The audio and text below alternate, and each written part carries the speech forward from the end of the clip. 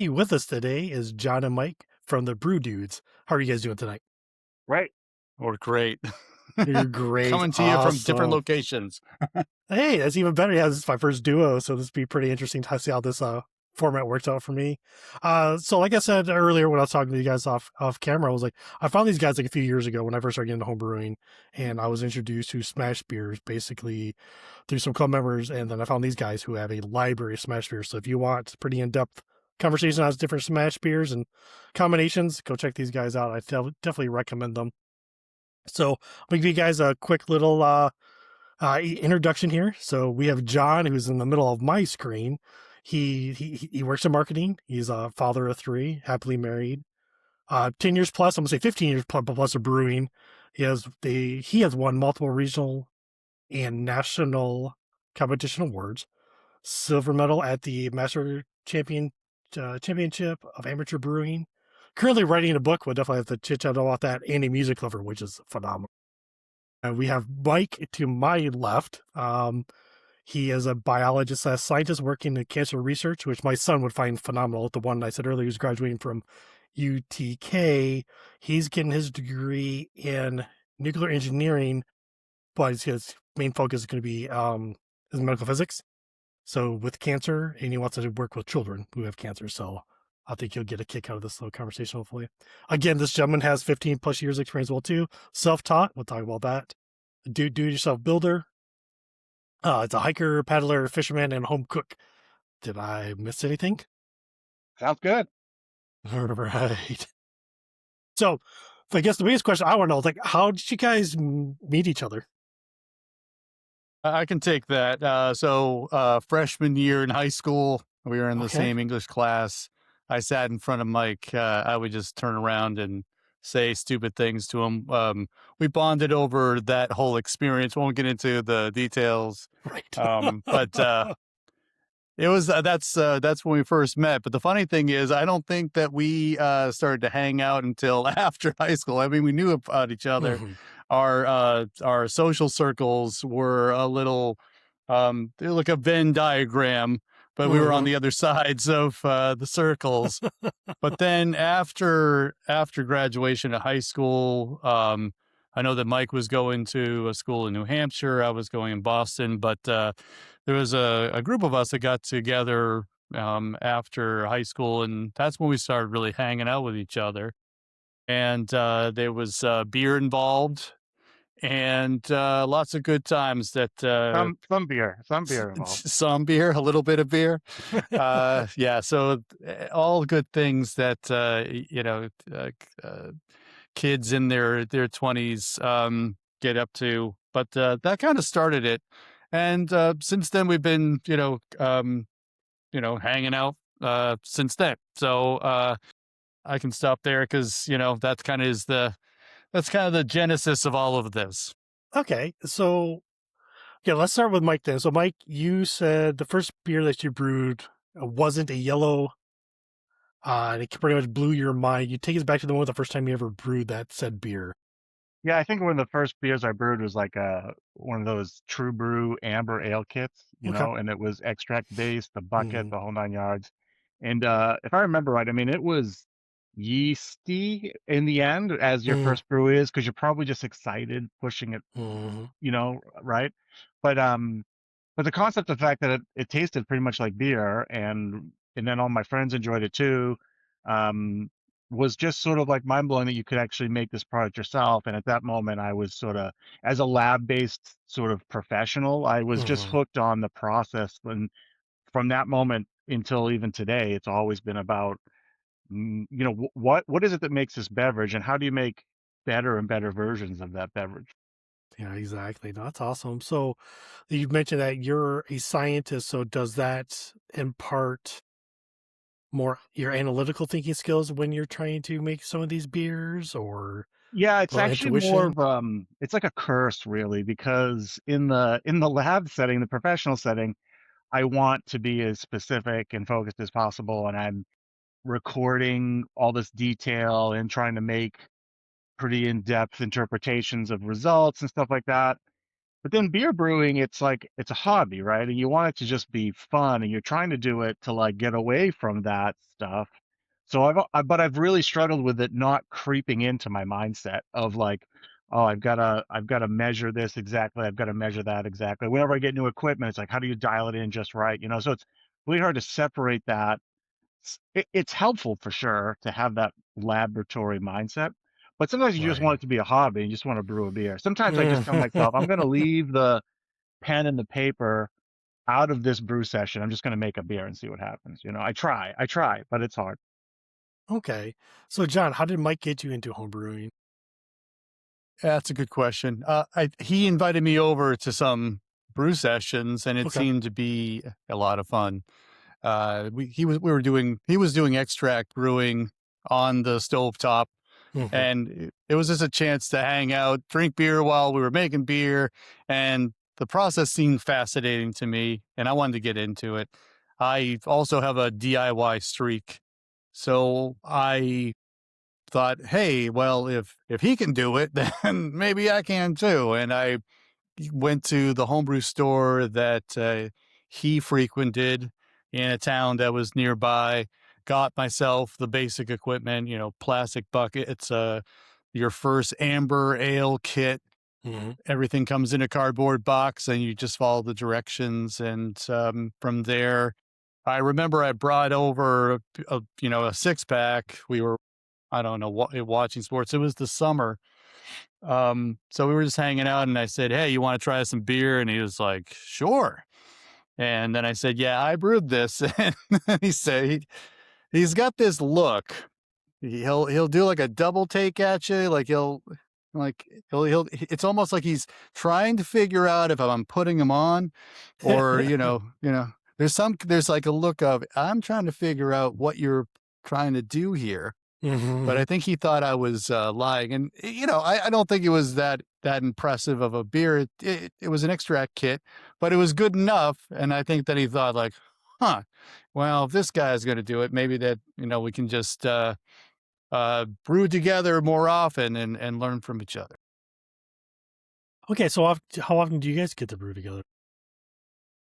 Not often. Not often enough. Hey, fair enough. I Yeah, same think here. I get it. I think we drink a lot together. I don't know if we brew a lot together. It's funny, we talk about it all the time, Mike and I, that a lot of the brewing that we do is for our channel. The Brewdudes YouTube channel, the Brewdudes blog. There's a lot of things. You talked about the Smash Beer program, and Mhm. that was really it kind of stemmed from me wanting to learn more about hops, and I thought to myself, well, hey, what's a good way of doing that? How about a very simple beer? And then once it's brewed, we can taste it, talk about it, and just put it out there on the internet for other people to learn too. So it's one of those things where we've gotten into such a rhythm. It's like, would I be brewing smash beers for my own enjoyment, like sitting around the house, having a beer? No, it's now become more of a thing that we feel we're a part of this larger community, and we want to brew for people and share our own experiences. Right. I That's think actually too that when you look at the demographics of homebrewers today, they're, you know, 30 plus, and they have families, they have homes. And so for John and I, even if we want to get together to brew, we both have families, and our families are getting older, but still for most of this time when the kids were really young, you might be brewing. John tends to brew at like before the sun comes up outside in the morning. I would tend to brew at night once the kids are in bed. So oh, it's like, okay. Yeah. and if he's planning to get up at 5 a.m. to brew and I'm brewing till midnight, we're not brewing together, So it's like, just making those types of schedules in your personal life meet up for two guys to Right. brew is tough. We've done some features on our channel where we'll brew and bring the cameras over. Usually it's in his backyard, and we do some stuff like that. But a lot of time, man, it's just we joke around about it, but sometimes it's just business, just brewing. We enjoy it, we love it, but it's almost production at that point. Yeah, I get where you're coming from. Yeah. So with the Smash Beer stuff, this is more of like a personal question. Do you guys ever do like blind taste testing before you guys get together and talk about the beer together? Because I feel like when a group of people get together, they start tasting. I feel like someone's subjective taste buds will project on someone else, and you're like, oh, I guess I do taste that strawberry that there. Oh, I do taste that melon that was there I didn't taste before.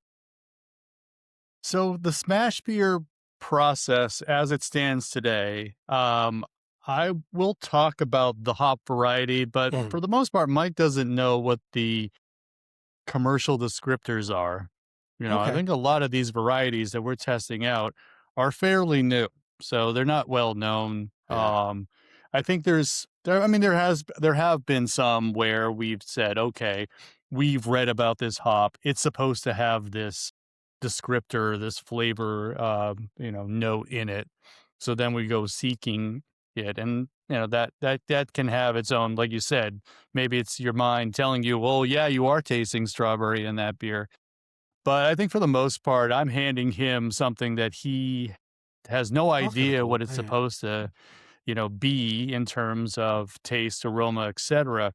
So a lot of the videos that we do, I've done some research and I have a sense of it, but for him to taste it and then give his notes live on camera as he's tasting it, sometimes it's it's a little nerve-wracking because he's like he's putting it out there, and then when when the descriptors are like way off, it's kind of like, well, that's what I got, but I would say that in the comments for everything that we said, that Mike has become someone who is a trusted source. I think that everything he brings to the camera comes from a learned place. I think he's putting it out there from a sincere perspective. He's not trying to pull one over on somebody. He's looking at me like, what did you do? But yeah, I think that from his experience, and certainly it's another hobby, is trying to put words to what you're Yes. tasting. A lot of the things that we do on the channel is kind of, how do we best articulate what we're tasting in these beers, and then of course that kind of branches out to foods you eat, other drinks you taste. Mhm. So it's all coming from his perspective, but it's one that he's kind of honed over the years. I would say Yeah, so. I think our smash beer series has two parts to it, right? I mean, there's the hops, but then there's, seeing how, from a blind perspective, how someone works through their flavor palette Yeah. and then comes up with real words. Like, rather than just say this is fruity, this is kind of peachy, or this is kind of, berry like. And then if you just say berry like, well, okay, so is it more blueberry or is it more whatever, right? So I think that's like Exactly. the sort of like the hidden gem in that whole Smash series uh uh thing of video. Yeah, I like the last one you guys did. Was it Helios? I think was the last one you guys put up. That was pretty cool. Yeah, Yeah, some of I've those I haven't heard what half of them are. He no comes idea. over and I don't know what it is until the camera's rolling. He says, "Tonight we're doing Helios hops." And I'm like, I have no idea what this is. So Here we go. Yeah, I love the little side camera thing as you do guys do. You have a cup to the side, bring it back. I think that's pretty cool. So that's the element of surprise. It keeps it honest, that's for sure. Of 100%, I'd say so. So I guess this was for Mike. So you're a self-taught home brewer. So there were no clubs, no local communities, anything like that. You went through podcast, books, trial and error. Can you walk us through what those early days were like for you? yeah, I mean, I got a huge amount of enjoyment out of reading Charlie Papazian's The Mm, Joy of Homebrewing, right? When I mm-hmm. first started, I mean, I just soaked it up. And I think though my lab background, like following a process, following a protocol, my love of cooking even back then, it wasn't hard to like translate written process into essentially a benchtop, a laboratory type process and make it work and be pretty adept at it right away. There's a lot of tips and tricks moving liquid around and stuff that you got to learn over time, right? But Right. um, it was interesting. I always wondered, the hard part was wondering whether or not you were making something that was any good at Mm, first, right? Because you mm-hmm. taste it and you can be your own critic, but you do have a bias. And certainly at the age we were at when I started brewing almost 28 years ago, to give friends beer, it was just like beer, right? And they would just, it didn't Mm-hmm. matter like, oh, here's this, porter with cardamom and whatever in it. And people just like yeah, beer, they don't care. So it's hard to get feedback. Right. I think in the early days, that's when I did do some. It wasn't until I entered my first couple of competitions and started getting feedback, I was like, oh, right, something's Oh, okay. actually clicking here, right? I Right. mean, that was a long time ago. I haven't done a lot of competition brewing since, but you're finally getting some feedback like that. If you don't Hmm. have a club or if you don't have that kind of community around you, that's the best way to get some sort of honest feedback. But then when John picked up the mantle of wanting to brew too, our friendship, I think we're able to put aside like each other's feelings and say, hey, I don't really like this, or I think this could be better by doing X, Y, Z. Right. So we've sort of, played off each other pretty well for getting better. Yeah, that's definitely what I wanted out of the homebrew club that they're the ones I belong to. Is like I want that honest feedback. Like I know it can always be better. I'm still fairly green. I only do maybe 6 to 8 beers a year, maybe a few ciders in between. So like I don't have a whole lot of practice underneath my belt. So like the ones I do make, I want to be pretty good at making those, right? So I like that honest feedback. But like you said, sometimes even at the homebrew level, there's people like, "Hey, it's beer," so they're there to drink. So which is Yeah. understandable. It's we all like the drinking aspect of it and the way we feel afterwards. Yeah. And I was Ah, listening to a ton of podcasts, yeah, reading everything I could, and sort of forcing myself to develop my palate. I was really focused on off flavors because if you don't have other people tasting it, yeah. so just how do I, is this good? I mean, and the only way to know that is to really dig into all that literature on tasting and stuff like that. I mean, there are books, out there, just on tasting beer, and I would just absorb as much of that as I could. I need to find one of those. Like I said, I want to do an off flavor tasting class. I Yeah. think that would be really cool because I Yeah. have an idea what some off flavors taste like, but not all of them. And some are by, again, like you said, like trial and error. I don't even remember what the beer was, but I was super happy to make it.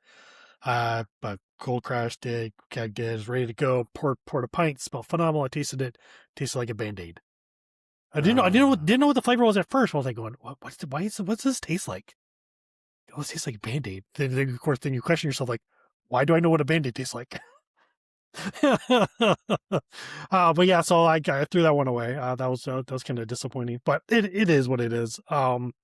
So I guess with John, as you were learning, now did you guys collab a lot in the earlier days? I mean, I know we kind of talked about it just a little bit, but as Mike's absorbing all this information about how to brew beer, how to get better at it, John, you said you started off with a kit. Like when you guys starting to brew together, like how much knowledge transfer was actually going on in the earlier days? Uh, I think that it comes down to equipment. I think that my Mm, investment in home brewing was at the basic level for, uh, I'd say, I don't 4 or 5 years. So I was doing a lot of extract, mhm. and it was ones where, yeah, I was brewing kits, but then you graduate and you do more, you learn more, and then you look for uh, better quality ingredients, or just learn enough to say, hey, I would like to try to use this grain Right. or these hops or this Mm. yeast because it just sounds interesting. You start getting Brew Your Own magazine, and you start buying from some of the larger homebrew shops, and they've got wonderful visual catalogs with all this great literature about the ingredients, and sounds fun, and you want to get into it. I think when knowledge transfer really started was into equipment upgrades for me. One was to get a mash tun together so that I could do all grain brewing. Hmm. So Mike was very helpful in helping me get everything I needed for that. And then secondarily is moving on to kegging beer. Yeah, So, 100%. helping to identify everything that you need for that. And, just setting, like, we haven't, the video that you can see on the YouTube channel, I think it's pretty much setting up your first draft system or something like that. And that's Mike taking me through, like, we do a couple of videos on that. I think he's showing off what he has. I think he had a keezer at the time, and he was showing how, he'd set up all these different manifolds and, tap handles and so forth. But if you're really just to start, we did that where it just, you get a corny keg and you get your Mm-hmm. CO2 and, all the connectors you need to do. And we went through that whole process, and that's kind of getting me to the kegging stage of my home brewing endeavor. So I think that's it. It takes a lot of time just to kind of, I don't know. Some people, I've talked to people like, nope, I went all in, I invested and I wanted to do home, like all grain right away and stuff. And that's great. For me, it was kind of like, everything was just kind of like slow steps, trying things out. And then, when I felt like, hey, yeah, I want to keep doing this and I actually want to get to the next level, which gives me more flexibility of what kind of ingredients I can use. And also just, the ability to, rather than like wash 48 bottles, bring a keg to a party and, Yeah. and that's a lot easier as well. Like kind of simplify my life with just a little bit more investment. So that's what I got. Yeah, no, that's awesome actually. Yeah. So I guess we'll kind of jump up to the do-it-yourself equipment world. I guess we'll kind of start with Mike here. So Mike, you listed off a plethora of different things that you made, and I'll let you cover those. And I'm sure this had to do with the timing that you started, but what was the drive behind making everything by yourself? Well, at the time, at least, you couldn't buy a lot of the equipment, or what equipment was flashy enough that I'd wanted to buy. Like, probably 15 years ago, I was drooling over like a three vessel, more beer, super Mm, blinged out system, but there was just no way that was in the budget, right? So you sort of had to build it yourself, and that was back during time people still were building stuff themselves, right? So I think the big step up for me was when I built the a three vessel brew stand out of like a aquarium. I found, I just saw on the side of the road a steel aquarium stand okay. that was like, it was metal frame steel aquarium stand, and I was just like, I think that's just long enough to do like three kegels on there. So I threw it in the back of my truck and brought it home, and then that's what started that project. That's And then awesome. from there, of course, it was about learning how to sort of plumb the propane to three different burners, how to mount the burners, and then how do I want the mash tun to work, and getting a false bottom and all that connectors, and then getting a pump, and because then I wanted it to be single tier, right? Just to, because it was cool, So that's what I did, I did start with like the cooler mash tun, but I quickly was just like, can I make better beer with better equipment, right? And so I think Mm, that was, and also the other thing too, like even going back to like the family commitments, mhm. will this stand make my process more efficient, just from a time standpoint, right? Right.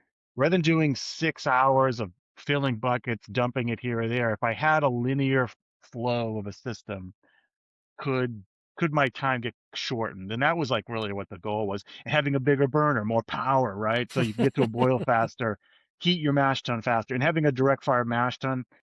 That's sort of like where my lab background came in. I was really getting tired of trying to dial in, all right, what temperature do I want this water to be before I pour it in the mash tun and then add the grain? But by the direct fired mash tun with recirculation, I knew that I could undershoot the temperature, get it all mixed in, and turn the flame on, and then bring it to my temperature. That was like where my science geekiness came into play. But it Okay. was all about Yeah. being efficient, right? And so that's how tinkering all those parts and pieces and came. I've Hmm. got too many boxes of dribs and drabs of stuff out in the garage still from copper teeth. I've taught myself how to like sweat copper pipes and Yeah. stuff doing Yeah. that, Yeah. right? That's So awesome. yeah. Now, do you still build anything, or is it like yeah, I noticed you said you got all in one vessel, but do you still build anything today? What was the last thing I built? Um, I don't know. What it's more about now is like using like, woodworking skills and stuff to build better organizational systems around Mm. the equipment we have, right? Right. Right. I do love using the all-in-one system. I'm in the process of thinking I need to build a new table for it. I'd like to build, I have my grain mill is just still the original grain mill stuck Hmm. on a piece of wood that you put on your bucket. I'd like to Hmm. actually put it in a cabinet, put a motor on it with a switch, right? So That'd be cool. there's Yeah. still room to build and do that stuff. So I would probably do that next, But um, you know, I think again, being the demographics of brewers now, we've sort of created a marketplace of like sky's the limit with the type of equipment you can buy, and like us old crows that are like building stuff. I think there's still probably plenty of people out there building equipment, but Yeah. if you've got the means, you can get up and going pretty fast without, I don't know how many iterations of drilling holes in the sides of kegs and trying to weld fittings together I did. You know what I mean? It's just, I spent a lot of time doing that, probably less time brewing, So, Right. So I was the opposite. So I did one kit and then I went right into a brew in a bag. That was like, so when I started, that was like the hot thing. Everyone's doing it. Like, this is perfect. I love tea. I know how to make tea. I can steep grains and I'll just run with this. So I do propane. Um, I like the dance going back and forth, checking on it, turn it back on, stirring, all that kind of crap. But when comes here, like my garage gets about 45, 50 degrees. So it's kind of, that dance kind of sucks. So like, that's when I think about like an all-in-one, like, so, well, for a few $100s, I can get like an entry level one, try it out, see if I like it or not. And, just kind of play with that, because it's not a horrible, investment, not compared to like what you're saying. Like, I think when I first started looking at like used equipment on Facebook Marketplace, people wanted like thousands of dollars for their used equipment. And I'm like, I'm not paying that. There's just no way. There's got to be a cheaper way to get into this hobby. When I started this hobby, I already had too many hobbies. I do acrylic painting, I do woodworking, I golf when I can, I fish when I can. So I had all this stuff going on. I was like, all right, some of these things have to be a little more easier for me. So I quit some of them. I'm dragging my feet in home brewing, but I've learned, so I've been doing it for, like I said, for like 5 years now. Like, I know my equipment, so I really don't need anything. I understand the process. I understand my burner for like the most part. I've reduced. I don't do 5 gallon batches. I do 3 gallons now because I can't drink 5 gallons of beer. Or I could, but I just get bored of that same style. So I want something different. Because like I said, I don't brew a whole lot, but when I do want to brew, I only have a couple kegs. I gotta make sure I'm rotating them quickly. And of course, you only take so much to homebrew clubs, and of course, nobody else to drink anymore, I guess. But so I guess since you go into the all-in-one, I'm kind of curious, which all-in-one system did you land on? I'm using the, is it back there? No, it's right. I got the Brazilla Okay, 35 there you liter. go. Okay, And that'll do you like 5.5 gallons, but I do 3.5 gallons. And the main reason for that is I knew even before I did my first batch in that thing that's the 110-volt system. I knew that would be really, it would really struggle to do like a full 6-gallon boil down to right, yeah. 5. I've always referred to the boil on that thing as being anemic. I mean, it's just barely boiling, right? But by scaling the batch back to like a 4-gallon boil, Right. and then boiling it down to 3.25, 3.5, it works really well. There's more than enough power to do that. Okay. And the other thing too with it, I do really like it, especially in the wintertime. Talk about doing the dance and Mhm. stuff. You should come up here and do it with us when it's 20 degrees in the garage. It's Right. yeah. So the nice thing about that is I go out there, I fill it with water, hit go, and tell it what temperature, and I go back in the house. And Wait. I know it's going to take like 40 minutes for it to come to Yeah. temperature. Then you go out, dump the grains in, stir it, and go back in the house. And you're Right. just like, you Yeah. don't have to sit there and freeze. And because it's electric, it's not really gonna do anything weird on you. So Exactly. Yeah. Yeah. so it's Well, pretty like cool I'm from that steeping. standpoint. Yeah. Yeah, I S- miss all my older equipment, but I do really like the convenience of Not the just the electric one. all-in-one. Super convenient. I'm also thinking just a cleanup alone, right? You're just cleaning one vessel versus three, and all the Yeah. hoses and the pump and everything else in between. You got to keep Yep. clean and sanitize and all that kind of stuff. Yeah. I think that's why another reason why I really shied away from it, because like one thing I learned when I first started brewing was just like sanitization and things get infected easily and all the other stuff. I'm like, oh, I just don't want to do that. I want to spend $60-$100 on a grain bill and it be infected. That's just a big chunk of money just gone. It's just horrible. I don't Yep. want to do that. Yep. So I guess it kind of the same question to John. I'm sure you've progressed with your equipment. What are you currently using now? All those smash beers we talked about, they're Hmm. all on a all-in-one system too. Okay. It's I have a Brazilla as well. I would say the 110 power outlet does great jobs with, a 2-gallon boil, and I can get the entire production done, I think, in 3.5 hours now. I've That's pretty gotten it good. to Yeah. the point where, and that's cleanup. That's like cleanup, and everything gets Oh, put that's away. perfect. Yeah. Everything gets put away. That's real good.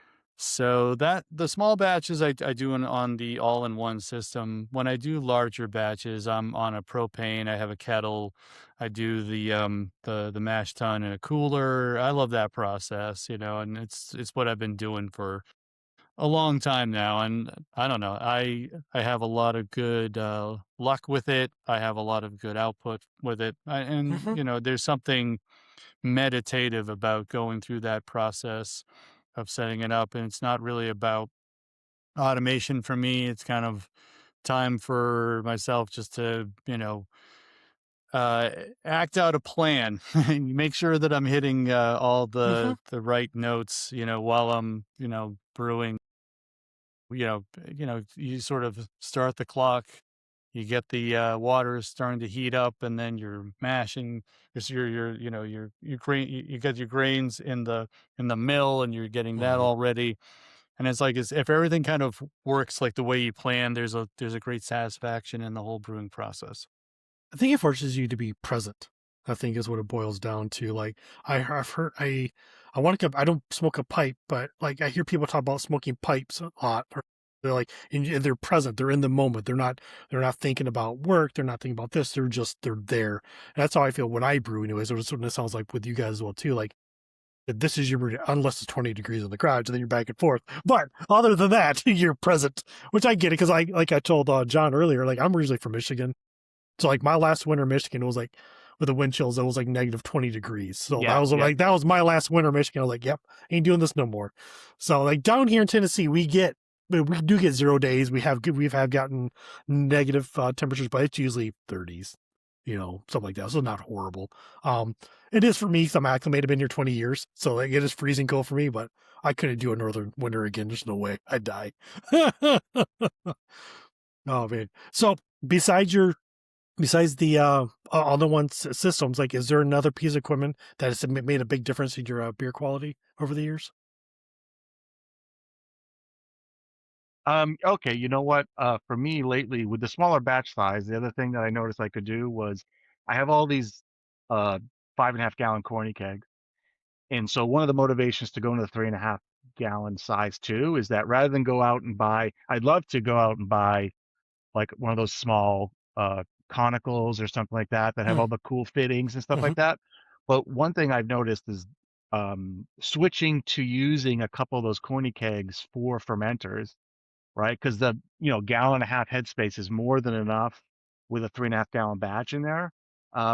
Has been game changing from a like an oxygen standpoint and a stability mm, standpoint of the beer. It's easy to move 3.5 gallons around in a corny keg. It's got handles. You just pick it up and move it, right? I usually start fermentation somewhere down here where it's a little bit cooler, and then where my boiler room is, I can move it in there to get the temperature up to finish out. okay. So, then I use actually the most recent equipment purchase I actually bought was a good size postal scale. I Okay. actually use a postal scale to measure the flow because I use CO2 to push it out of the Quinny keg into a 2.5 gallon receiving keg. And I use the scale because it's all stainless steel and tubing. I have no idea where the levels are. So I use a scale to like get me there. That process has just taken a lot of the mess out of it. It's Mm, taken a lot of the guesswork out of it. right. It just makes the brew, that part of the cellaring job, Hmm. um, much more enjoyable and fun, So That's yeah. awesome. That's I awesome, man. love fermenting in the corny kegs. It's great.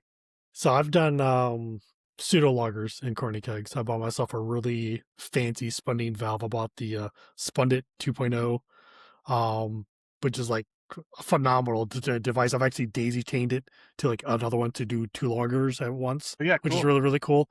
And then I took the excess CO2 to purge another keg. Right, because you have Brilliant. all the CO2, it's just going Yeah, anywhere. yeah. So all there was already sanitized. So I just purged that out and CO2 filled that up until that's already ready to go.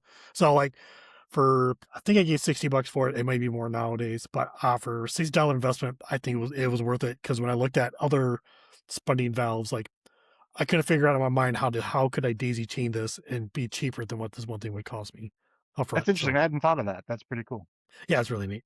Yeah, there's a Brewlosophy episode I think popped up a couple days ago. They were talking about that too, but they were doing it from a fermenting bucket to a keg to push out all this star sands out and stuff like that. So I'm Yeah, just already slightly doing it that way. yeah, Uh, yeah. so I guess a question kind of for both of you, for someone who's starting out. So what kind of equipment do you think they should go ahead and just kind of jump all in and grab right off the bat? I, I always think that good homebrewing cleaners are the first thing. there you go. You Yeah, I know, like that. I think that when I was working, in an office, I'm also remote too. Um, there'd be guys who started home brewing, and they'd ask me, Mm. "So, is it okay if I use dish soap? Does it really need to be sanitized?" I said, "Dude, you need to invest in some PPW and some Star San, and really get a sense of like how to best clean and sanitize your equipment. Everything that's got to be touching that beer post fermentation, because if you don't, then it's like what you said. You're going to put all this effort into something that's going to get infected in some way, and then it's just not going to be worth your while. So I don't know. We've talked about this in sort of some videos that we have, just like beginners tips, or like if you're going Hmm. to start off with. But everything that I've always said is just, invest in the proper cleaning materials, and that's a good start for sure. I mean, I think there's plenty of like beginner kits you can get, and that's good. But I understand that part of the process. I know it's not, as sexy as some other stuff, but it does make sure that you're doing everything you can to have that beer to be enjoyable when it's all 100%. Yeah, yeah. I would say that, when you first get started, is, you're going to go buy a kettle if you don't have one, like a stock pot. If I mean, you really want to have at least a 5-gallon stock pot, right? um, and a way to heat it. But if you're going to start that way, maybe with extract, you just get the big pot and do it, right? But when you buy the pot, or when you go to the homebrew store, buy the bag for the brew in a bag, because you're gonna switch over. I think brew in a bag has revolutionized how easy it is for people to get into brewing, right? Hmm. And so if you want to know if you like the process, you could just start with brew in a bag, doing a really simple 150-degree smash beer, whatever it is you want to do, and you're off and running. You're all grain brewing at that point. The sky's the limit, right? And then as long as you don't get too, like sucked into like super fancy stainless steel equipment, Right. it's not that big of a leap then, with your same fermentation setup and your same packaging setup, to then you save your pennies and buy the all-in-one. I mean, it's just such a different time to be a home brewer because of those electric systems. It's totally different than what it was 20, 15 years ago, because Yeah.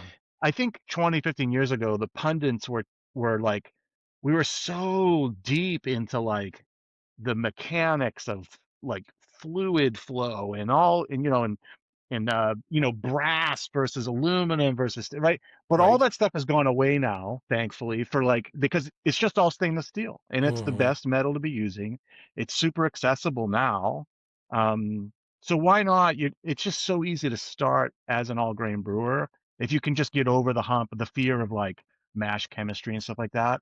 But on a very recent video we did, we just were recently playing with like pH and mash, and Yep. even I was shocked to realize I just took tap water and put my grain in it, and pretty much the pH was right where it's supposed to be. So like, maybe you shouldn't read any books when you first get started. Just do it, Yeah. just do it, because there is a lot of like nuance to it, but that's about going to the next level. If you just want to get started and have those first few beers to enjoy with friends, it's super easy to get started, especially with something like an all-in-one system. I mean, it's just, and then you're going to be hooked. So like, I'm obviously trying to advocate for the whole hobby here and get more people hooked on home 100%. brewing.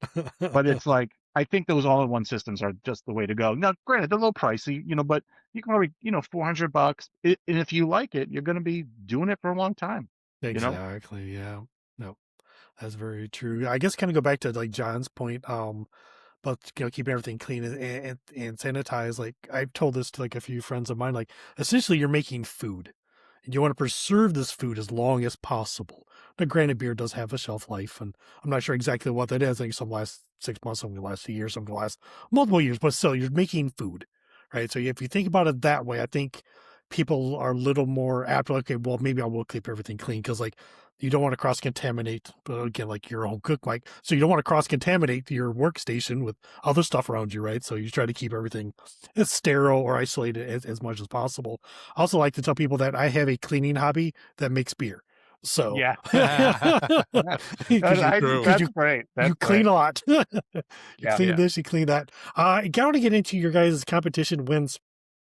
So I'm going to leave this question kind of open up there. Either one of you could take these. It's totally fine. So you guys have won multiple awards. You've have national. You won silver at the Master Championship. Brewing won. I mean, that's a pretty serious resume overall. But either one of you, go ahead. Would you tell me about the winning the silver medal, and what beer was that? Yeah, that was me. I had to look it up. It's been a while. I think the pandemic kind of stopped competitions for a while, and it stopped my for me personally Mm, my attention towards them. So it's been a lot of just brewing from either for our own enjoyment or for our our channel. But that was for a Vienna lager.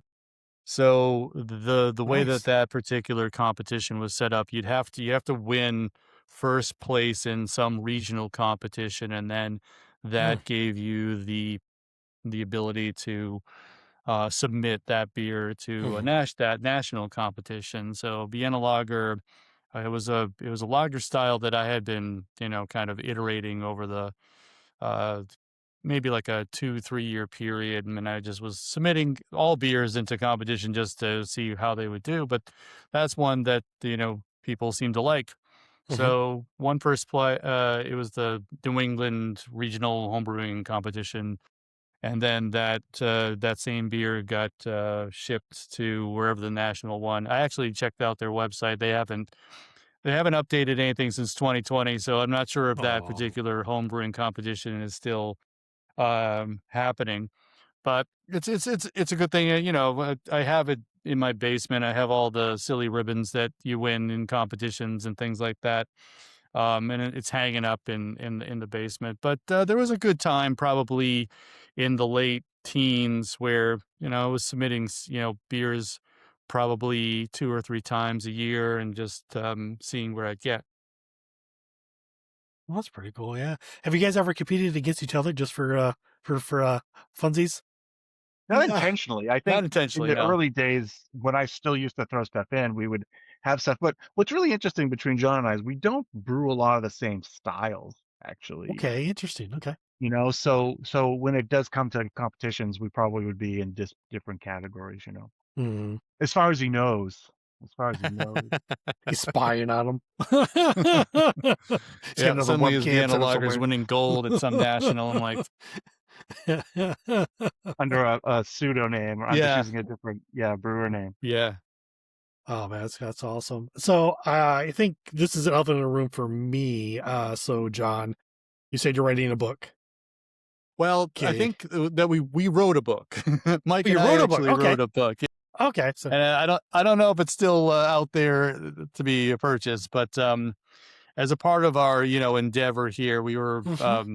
a publishing company reached out to us and said, "Hey, would you like to write a home brewing book?" Okay. And it's funny, this was something that we had a conversation like within the first, I don't know, year or so of us starting the blog back in 2007. We had gotten an email from another publishing company. We had phone calls, and then that, I don't, for whatever reason, that thing just went away. It kind of got ghosted. Anyway, flash forward 10 years later, and then suddenly we have we're signing contracts, we're writing up a homebrewing book, and what they wanted us to do, and it's not necessarily what we would have wanted to do. And I don't know, I'm not sure if that publishing company is still in business or what have you, but they wanted us to write a book for beginners. And so the book is called Beer Brewing 101, and it's by Mike and me, and it's a collection of kind of tips on how to get started, but lots of extract brewing recipes. And so we had to go back to the archives and get our recipes together along with, sort of everything that we've learned, the whole process, and then just kind of, I don't know. I think we talked about tasting and, some other things.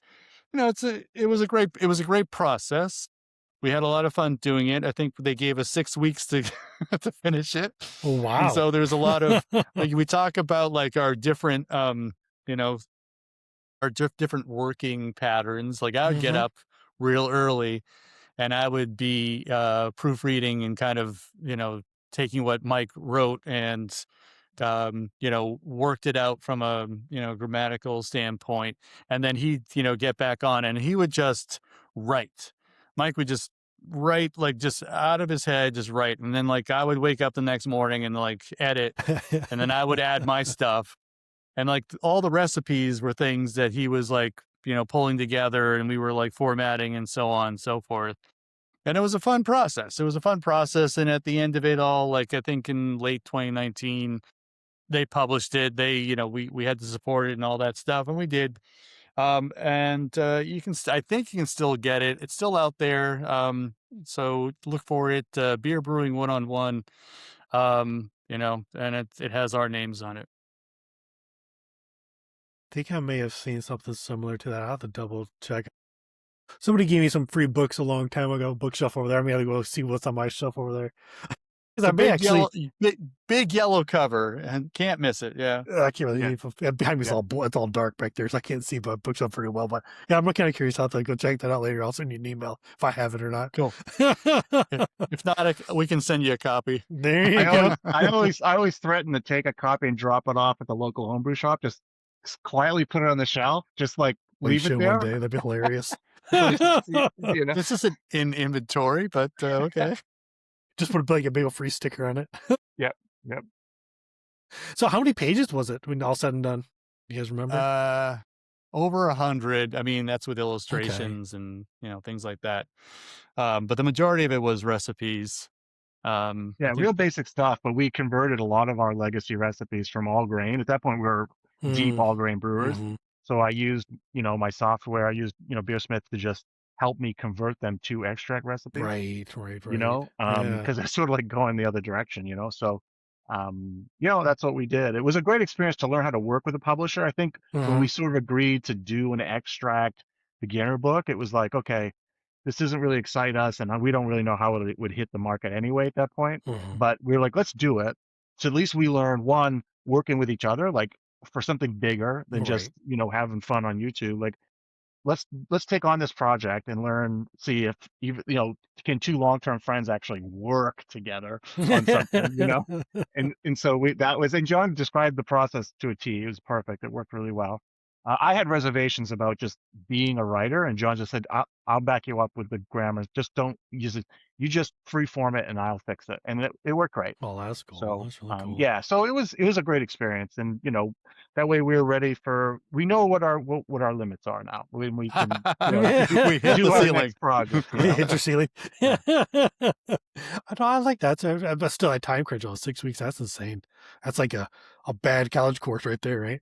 Well, here's the deal. I walked away from that going, this publishing company also published like tons of cooking books, recipe books. And if you've ever like opened up some of these random recipes that you see online, or you see, like, you have to fundamentally realize now, it was sort of like behind the curtain, to realize how many recipes in your favorite cookbooks have actually ever seen a stove.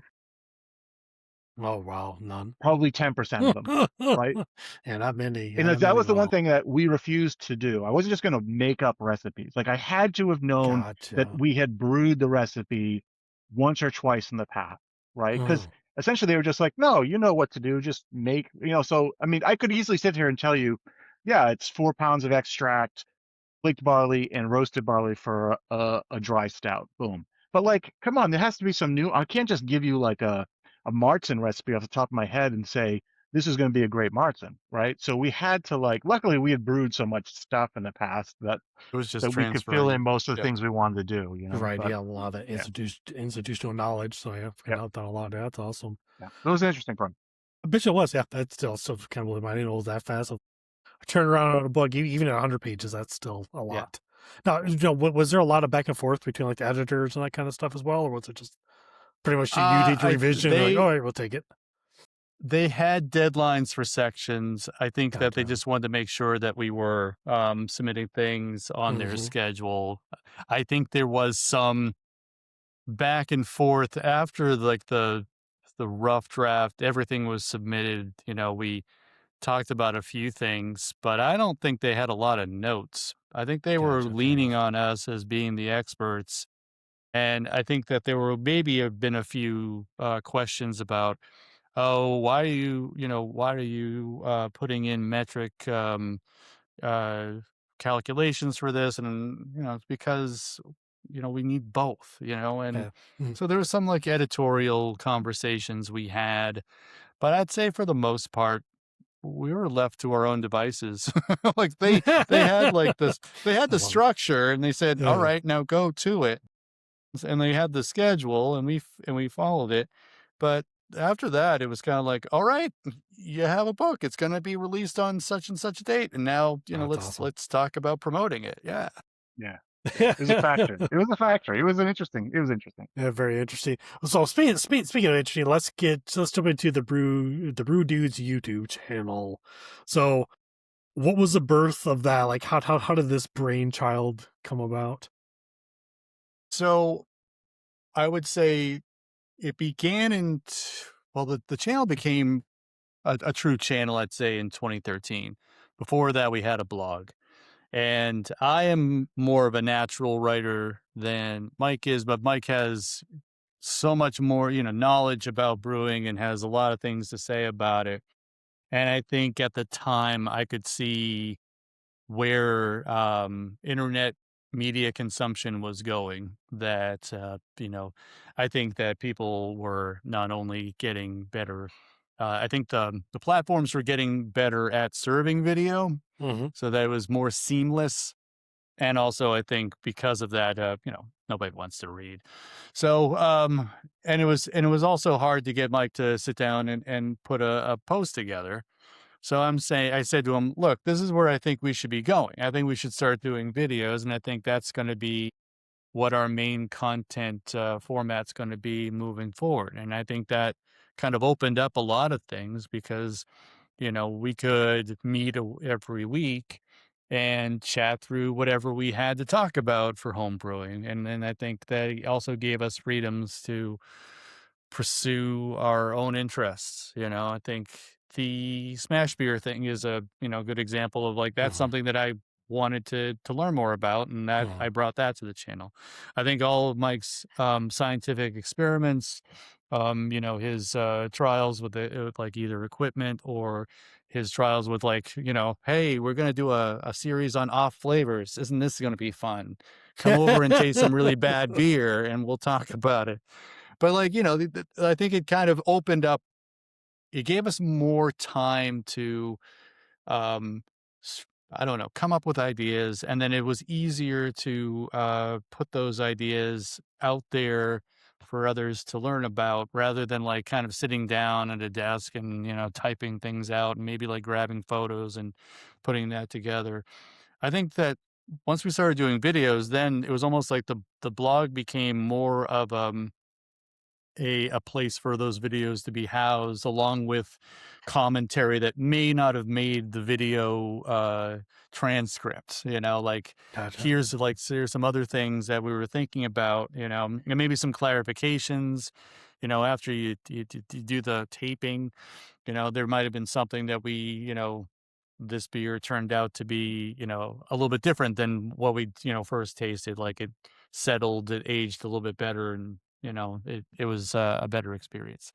So that's kind of it. I mean, I think the blog came out of just wanting to share our experiences. The YouTube channel was kind of like the next generation of the blog into more Right. of a vlog series.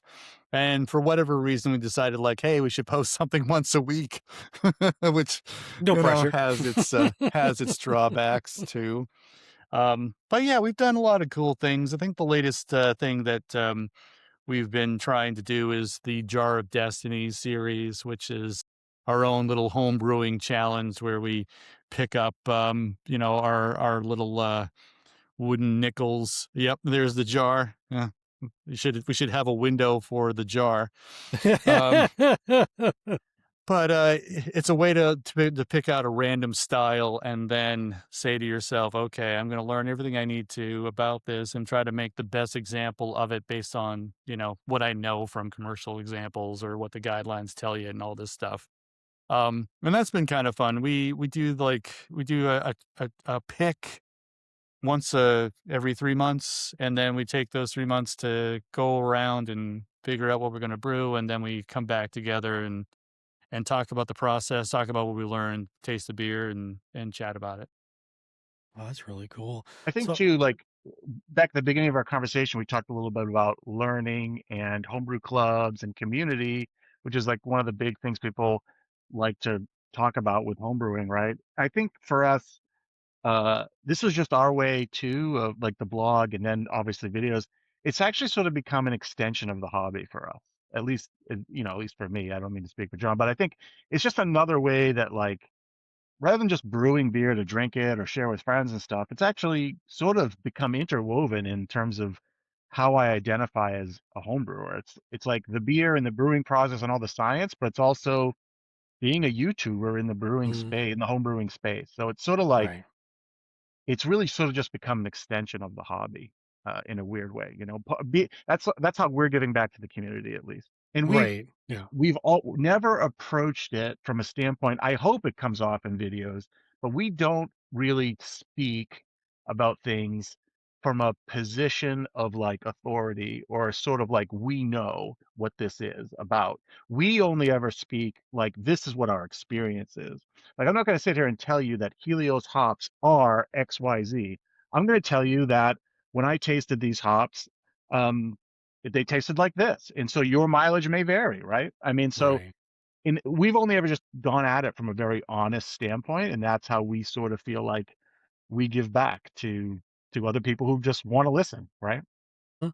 That was kind of going to be my question to you, Mike, but also, I guess, also kind of wondering, since you did so much like self learning and all this stuff, I feel like this is, I guess, I think you already said this, but this is your approach to kind of give back and try to fill in that void that you found that was kind of missing when you first started. And I think that's what I enjoy a lot about other people's YouTube channels as well too, is they everyone learns differently and everybody has their own unique way of teaching things. And I appreciate all you guys for putting the time and effort into things because it's not an easy task. Like I don't make homebrew videos because I feel like that would take me forever to do. Like just doing these interviews is takes a while. Like these conversations last Sure. an hour or more, and then you have to edit and all that kind of fun stuff. But again, it's just giving back because I appreciate how open arm this community is. Like everybody's welcome. Doesn't matter how much money you have. Like you said earlier, you can start with a little cheap little stock pot and you can buy a $20-$30 kit and make yourself beer, right? But just make sure everything's clean. Make sure everything's sanitized. Right. You should not be a happy camper if it's dirty. Speaking of some disasters and dirtiness, so Mike brought up that what was it? So you had a keg fitting blowout. You woke up and you had beer all over your carpet at a place apartment that you rented. Kind of walk us through that morning and what kind of damage was Yeah, that was sustained. when I was living in Reading, and John will know what I'm talking about. And I think it was one of my very first beers that I kegged in that apartment. I had finally Okay. moved over enough home brewing gear. I had one roommate, another friend of ours from high school, and I said, I'm going to finally brew some beer here. So I brew beer, and then I was like, I'd gotten a used fridge from somebody, and I said, all right, cool. And we put it in the back. We had a three-bedroom apartment for two of us. So that back bedroom was just like storage. So that's where the kegerator was. Um, and then I don't know what I did wrong. Maybe I didn't have like a hose clamp on it, but yeah, then I came home from work or it was the next morning and like it was porter coming out of the bottom of the fridge. It was in the carpet. It was like, because just under pressure, Mhm. and like something on the outside was, on the beverage outflow part had come loose, and it was just all the beer was out on the thing. So yeah, that was like fun for a place that you're renting, like your own place. You're like, well, I guess I messed up my own house, but that place was like great. We're gonna have to. My roommate wasn't totally thrilled with the outcome, so I had to, clean that carpet really well. I mean, I think we got it cleaned up, but so yeah, that was a good one. I think a lot of people have gone through that leaky kegerator thing Hmm. early in their career, but usually, if you, I would totally recommend people using a keezer for their first kegerator, because if Mhm. that happens to you, at least it's just in the bottom of the keezer, not all over the carpet. Right. So I guess I got a follow-up question to that. So do you guys get your security deposit back? Yeah, yeah, yeah, Okay, yeah. there you I go. think it happened. I think it happened early enough that we had cleaned that carpet, and maybe any other stains from that would have faded by the time we moved out. There you go. Perfect. So, John, you didn't list any disasters, but everyone has at least one or two. Do you have any memorable disasters you want to share? Absolutely not. Fair My enough. brewing is He's flawless. perfect. Okay, on to the next There's question. Oh. absolutely no problems. I don't know. I mean, do you have another hour? I don't know. I think that, I mean, I- disaster, like you have just stupid, like I was using homegrown hops and Mhm. things just get contaminated. I've had, glass carboys in my hand, they slip, smash on the floor, and you're like, what am I going to do? I can't walk around this without cutting myself. No, it's just I've seen kettles that were, I was like racking to my fermenter, the whole kettle falls over. Wow. I was like, what am I doing? So I think yeah, one time we melted an exit hose from your chiller against well, yeah. your yeah against My the I, gosh. yeah, it was spraying water Yeah, the water everywhere. was Yeah. spraying into the wort. I was like, "Oh my god, what's Yeah, wrong with so that's us?" why we don't brew together anymore, Jeremy, right? So that Fair enough. Fair enough. Bad mojo. Yep. That's why you're a complete polar opposites of yeah, time brewing as exactly. well too. Just in case any mojo gets mixed up somewhere Yep, between. yep. So I guess within the 15 to 18 years, 20 years of brewing that you guys have been doing, like what is like one of the biggest lessons that you guys had to learn? For me, I think one thing that I've been refining all the time, and I always just feel like I'm not great at it, but it's just you got to take the notes. You got to take the time to take notes. Hmm. And it's one thing just to have your recipe, but sometimes you change things on the fly, or just Yes. just noting that maybe you're a little bit longer in this part of the process or something, in case something comes out really great, because you're going to forget the bad. You're not going to like want to repeat a bad beer anyway, but you're sort of like just having good notes of the process and the recipe. One thing that for as long as I've been brewing, I wish I had been taking better notes years and years ago. I would love to be able to have a compendium of like everything I've ever done, but I don't, because I wasn't, you know, I was so, maybe because of, we talked earlier about my profession thing. I was trying to like not have that creep in, but now being older and trying to really hone the process in, it's notes, man. It's just really good notes. And not just your recipe and process, but you got to take a moment after you brew a beer, right, to take your recipe page, flip it over, and sit down, just you, quietly, drink the beer, and write down what you're tasting, right? I think most of us probably don't do that. We finally get to this phase Hmm. and we drink it and we like it or whatever, and we think, oh, I might make this again someday. But in order to make it again someday, maybe you want to do a tweak. It really helps to have written down some tasting notes, right? Right. That makes And write sense. down, you know what, this is just not biscuity enough, or the color was a little too dark, so that next time when you change the recipe, you actually have that instead of just looking at the recipe again and going, I think I like this. I don't remember, so. Yep. Makes total sense. Yep. Makes total sense. So, if you guys ever had like a disaster beer, or excuse me, you ever had a beer that you thought was a disaster but actually turned out phenomenal? Hmm. Well, you'll probably see, I had a competition, our own Jar of Destiny Mhm. challenge. It was my latest one was a spice beer, and I didn't know how that was going to come out. But no spoilers. But it turned out pretty good. So we'll wait for that video to be posted. So But now I have high hopes because you said it turned out pretty good. So got it. Yeah, No I was spoilers. floored. I was floored by that beer. yeah, so it turned out okay. But it's one of those things where if you don't really know how to spice a beer, you're kind of going in like, I'm just going to read as much as I can. Mhm. And, if 9 out of 10 resources say it's going to be this amount, then Just go with I'm that pretty amount. sure that it's going to work out. And it did. So I would say that's probably one where you think it's going to be bad.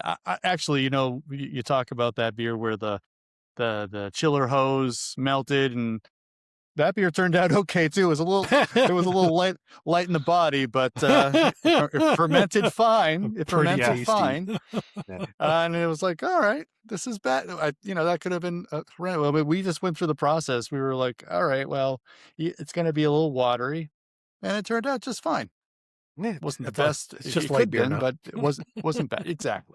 Yeah. You know, it's probably more common than having like a disaster type occasion turn into a phenomenal beer is like having a beer that you taste and go, ah, this is okay. Maybe I just didn't hit it right. And so you just sort of put it aside and then you forget about it maybe for a few weeks or a few months or something, especially if you're kegging and you've got plenty of kegs. It's easy to like have something in the back of the fridge. And then you're going to do cleanup and you're like, oh yeah, Mhm. here's this pale ale I made, or maybe that's a bad example, but and all of a sudden you say, well, let me just taste it before I pour it out. And you taste it and you're like, oh my gosh, this is phenomenal, right? Right. Like often, like a lot of your maltier beers will do that to you, right?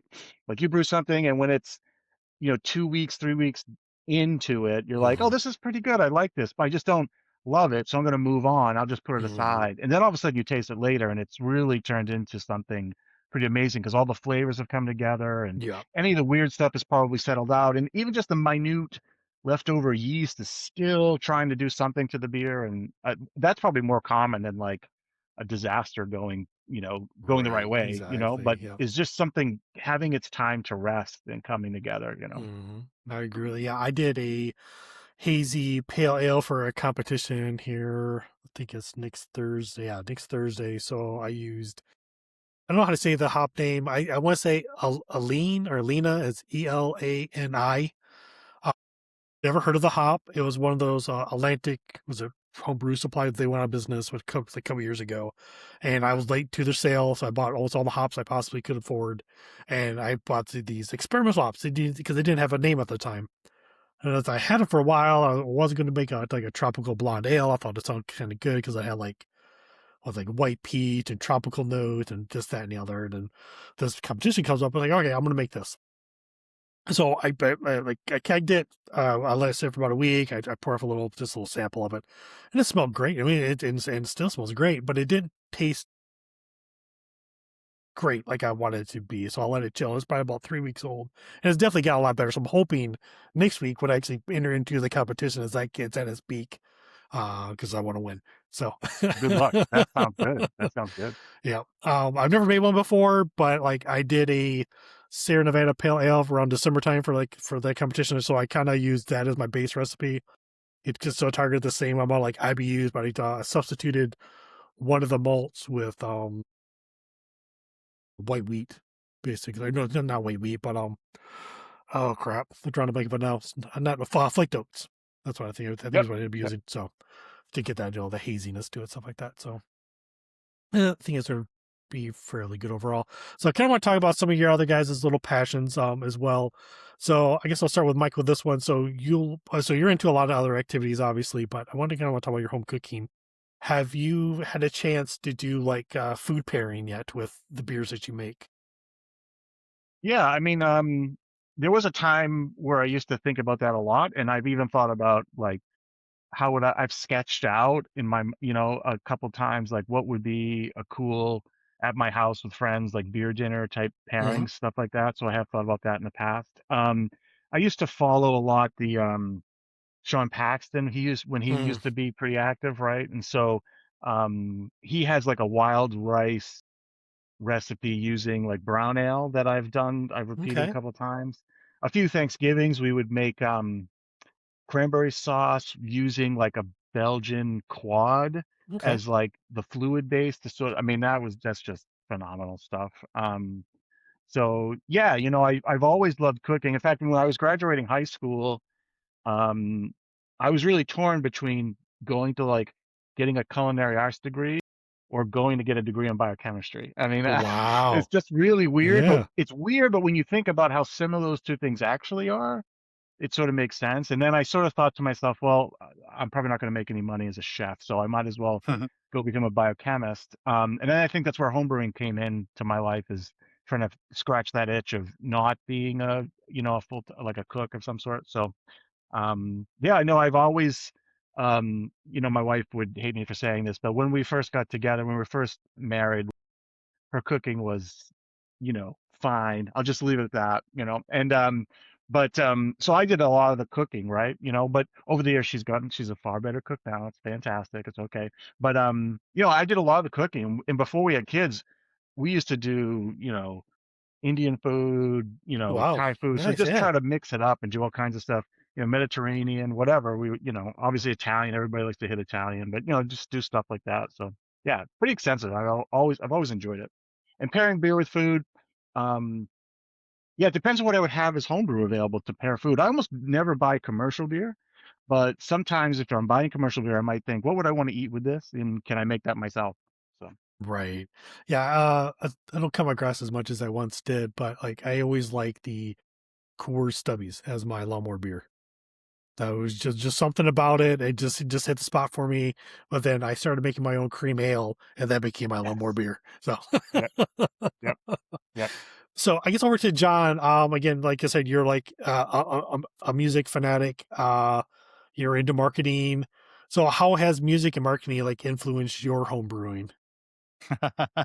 Well, marketing, I think, has been more of like the output of Brewdudes' internet presence and things like that. I mean, honestly, the blog was a start for me just to see if I could put out content and get it visible in search engines. Honestly, I mean, that was kind of the impetus, and I needed a subject, and I said, "Hey, Mike, you want to write about home brewing?" And I think he had some kind of exclamation that I don't think we can say out loud, but it was very enthusiastic. Let's put it that way. He's like, "F it, I'm in." I think was what he Perfect. said.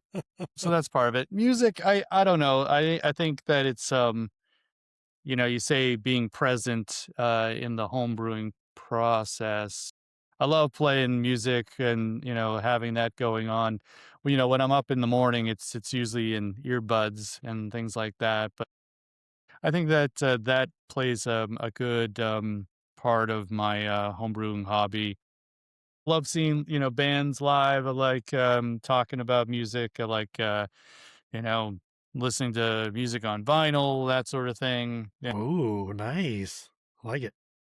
Yeah. So I think how that plays into homebrewing is really more of it's a part of it from an entertainment standpoint. Hmm. That if you really are hitting the paces, you're hitting all the plans that you put forth of like you're gonna be able to mash in at this temp and everything's working as planned. The music helps to accentuate that.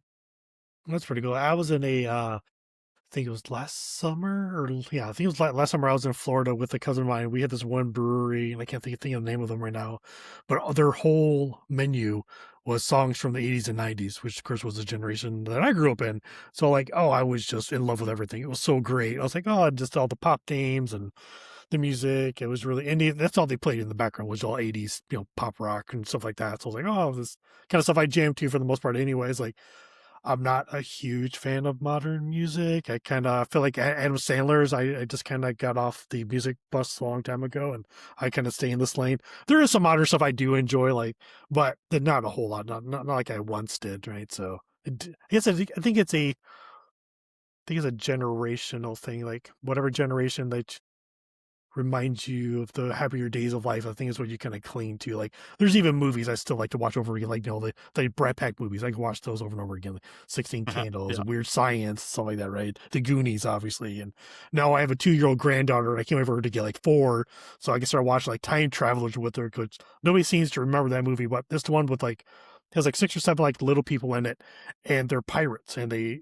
just travel back and forth between different time points in history, which is a phenomenal, great movie. People just look at me like I have no idea what I'm talking about. So it's a good movie if you've never seen it. I know of it. Yeah, I think Okay, I might cool. have seen it once. It was, kind of a cable station, probably like HBO was like. But They yeah, had it exactly. I think it on. was on HBO. Yeah, but back in the day. So I Exactly. kind of got this little like rapid fire section here, just like the short, fast answers. If you want to explain, that's fine as well too. Just whatever comes to your head first. All right, so here we go. Hazy or clear? Bottle or can? Can. Yeah, can. Okay, ales or lagers? Lagers. Lagers. All right. Okay, so favorite hop variety? Liberty. Oh, okay. Oh, it's like choosing a child. No, That's some commitment right there. and I don't want. Yeah. I'm gonna Oz. How about that? There you go. You gotta get that pepper note right. Yep. Favorite beer glass? The Willie Betcher. That's just Pint a glass. standard pint glass. Yeah, same with Yeah. a pint. Yeah, it's usually what I grab. So I'm gonna skip these questions. Give you guys answer them earlier. One brewing trend you would like to see go away? Anything that has milkshake in it. Okay, fair enough. I think we're coming out of the ABV peak, but yeah, I like sessionable beers. Yeah, Okay. like let's pull back a little bit on ABV. Fair enough. So no barrel aged stuff for you then, I guess. I don't mind that. Like that's fine. But like Okay. if you want to just go enjoy like even pale ales are creeping up to like 6.5, 7% in some places, right? You know what I mean? So like the IPA craze sort of drove us to like 7.5, 8.5% sometimes. And they Mhm. just don't need to be there. Yeah, I've noticed some of That's those my actually opinion. have weird alcohol burn to them as well, so don't make it very enjoyable. Like they smell great on the nose, and like, ooh, that's just alcohol. Okay, what's a brewing trend you'd like to see come back? Classic styles, Yeah. a little more variety from the style standpoint. We're still exploring like variety from the hop standpoint. Just just style variety. Yeah. More multi styles. It's okay. We'll drink them. 100%. So best piece of homebrew equipment under $50. Refractometer. Yes. There you go. Yes, agree. Refractometer. Make sure you constantly dial it in with distilled water. Big tip. You'd be surprised how fast the thing goes out of whack. I am, anyways. If you only brew one style for the rest of your life, what style would that be? Best bitter. Okay. Yeah, that's right. You would do a best bitter. Um, Probably just a pale ale. Okay. I There could you drink that go. all day. Yeah. Yeah. So with the best bitter, would you have the beer engine and everything? But yeah, if that was on the table, Yeah. absolutely be like basically cask best Yep. bitter all day, every day. Yeah. Okay. And last of the like rapid fire questions, like what's the worst beer you've ever had? I had a Tabasco barrel aged porter once. It was the Sounds first sip was really interesting. Then after that, it just went downhill from there. I don't think I can beat that one. I'll let him oh have it. that reminds me. I think it's Combs, Komes. I think it's like a Polish or Czech beer, maybe somewhere around there. I think it's one's made with like habanero peppers, and as it ages, you got these different flavor notes, and like it starts off fine, but it's a beer you don't want to let it get too warm because then all the spice comes out, and then it's not pleasant anymore. Yeah. So I would say that's my worst one, but that was to remind me. You said Tabasco sauce. So I've kind of reached to my wrapping up kind of section of the questions. There's not very many left here at all. Kind of like some final advice. So Mike, so you're, like we said earlier, you're completely self-taught. What is the one piece of advice that you would like to give to somebody who's starting off in this hobby? Trust your gut and like just read what you can, ask questions when you can, but don't be like overly swayed by people's opinions on how to do things. You get out there in your brewery and brew, and just you'll learn that way faster than you will trying to perfect it before you even get to the brew house. So I just think you gotta brew. Just Right. brew, and don't be too worried about all of these pros telling you what the right thing is all the time. Because people can give you an hour of advice for every step of the process, Right. and it's just you'll never brew if you listen to that too much. So yeah, just brew, and then apply what you're hearing other people say to what you've experienced yourself, right? That's good advice. John, same question to you. Yeah, I think that get over your fears. I think the just brew it is great advice. And stick with it. And I think what Mike said about evaluating and taking notes and thinking about it. Be present in the output of what you're doing too. And I don't know. I think it's funny. Everyone I've talked to about homebrewing, it's you do it once and you're like, this is pretty good, but I could do it better. It's that feeling that keeps you going, and that's why you stay in the hobby, is because there's always something you can improve, and it's kind of fun to try to get there. Have fun, just do it, don't fear it. And hey, you're making beer, like shouldn't be that big a deal. Right. That's awesome. So what's next for the Brewdudes? You brought up like you have a video coming out here shortly about like those spicy beers. Is there any other type of projects coming out? We've been trying to bring a little more science to the to Okay. the thing. He finally We used turned around and is Yeah, we bringing finally, we did a good video on like mash pH recently using an actual, pH meter. There's other things we've talked a lot about it over the years, about trying to bring a little bit more of that in. And I think some of the impression I get from some of the comments I see on videos is like I think there's a little bit of a hunger. There's like a new age of brewer out there that's looking for a new angle on some of the old information. And I think that, Mm, I think I'm sort of a teacher at heart, and the two of us together enjoy sort of breaking it down. John perfect. usually asks me really great questions during videos too that sort of, I think help reflect like questions other people might have too. So just trying to do more of that. I think bring a little more of the brewing science to the channel would be Be cool. But awesome. again, it's about time and preparation. So we'll see. Hmm. Perfect. John, do you have any follow up to that or? more smash beers. More smash beers, love it. Bring them. Yes, dude. Hopefully, some hop farmers would just reach out to you, like, "Here you go, have fun." We've had conversations with some. Yeah, Oh, it's that's been really Well, cool. yeah, interesting story is that we had a hop that we tried and Mike didn't like it. And so someone reached out like and said, "We think you guys got a bad batch. We got to give you another Okay. run at this beer," right? So like, and sure enough, the second batch was better. It was better. So maybe we did get a bad batch of that hop. But like my flavor descriptors were all over the board. I just this is what is this? This is ridiculous. And they reached out and said, "There's something wrong." So we want you to do another try at it. So That's awesome. but we're open to that all the time. There you go. Yeah, 100%. I would be too. So, uh, is there anybody that you would like me to interview next? Try to get suggestions, and if you have their contact information, that'd be awesome too. I don't know who else is on your list, but I mean, Oh, like, the apartment brewer is super popular. He's a great guy. We actually bumped into him randomly in New in England here Maine. once Yeah, before. yeah. so I So just interviewed him a couple weeks ago. Yeah, that's going to be a great awesome. one. Yeah, that'll be a good one. Great. Yeah, He's a he's a cool guy. cool guy. Yeah. Yeah, we totally randomly just bumped into him. We were That's out drinking awesome. with friends in Portland, Maine, and all of a sudden I was like, I think that's the apartment brewer. And he was like, those Hey, are the Brewdudes. You know? So it That's was so funny. Yeah. awesome. Yeah. So I think like the brew tuber community, I mean, there's a lot of those guys, Yeah. their whole community, they're really tight and they do some cool stuff, but they don't get enough, like I think outward recognition. I think they're all watching themselves and having a good time as a community, but some of those guys are doing phenomenally cool things. And if they got more exposure, I Okay. think Yep. yeah. So those guys are really cool. I Brewtubers. can't come up with someone right at the top of You're my head, but fine. that circle is cool. That's awesome.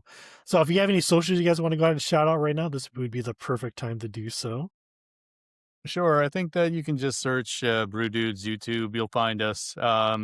We also have neglected Instagram channels and Facebook. It's a lot. And also you can find us as always at brew-dudes.com. That's the blog address. Yeah. Love And it. we reply to a lot of our comments. Like our little YouTube channel is its own community too. So we try to reply to most comments that come in on videos. So we sort of do have a little bit of two-way within our community. So that's always a good place to do. Jump on, watch a video, leave a comment, So That's all we have. Like I said, I highly recommend these guys, especially if you're into Smash Beers. They have a plethora of unique videos on Smash Beers and kind of gets your a little taste of that world. Like I said, I think my favorite one, we'll repeat it, is Mare's Otter with Mosaic. I think that's a great, you can, step how the hops however you want, and you become with like 15 different varieties from that alone. So it's a great, I think, great beginner one. It's a little more expensive because Mare's Otter, but yeah, whatever. Well, thank you, John and Mike, for being on with me today. Like I said, this is my first duo. It's been a lot better than what I thought it was going to turn out to be. So thank you for that. Thank you for being patient with me with some of my questions. All right. Well, I hope you guys have a great evening, and hopefully I'll see you guys around. Thanks, Jeremy. See you. thanks. Right. Cheers. Take care.